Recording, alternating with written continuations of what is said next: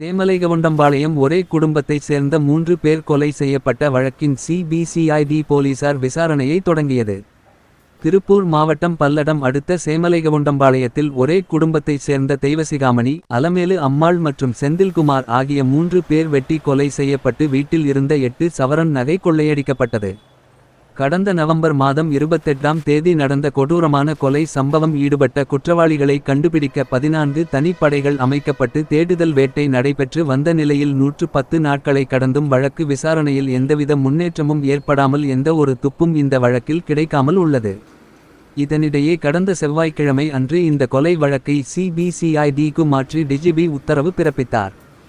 இந்நிலையில் சிபிசிஐடி காவல் கண்காணிப்பாளர் ஸ்ரீதேவி தலைமையிலான சிபிசிஐடி போலீசார் நேற்று கொலை வழக்கு தொடர்பாக இதுவரை மேற்கொள்ளப்பட்டுள்ள விசாரணைகள் குறித்து திருப்பூர் மாவட்ட காவல் கண்காணிப்பாளரிடம் கேட்டறிந்தனர்.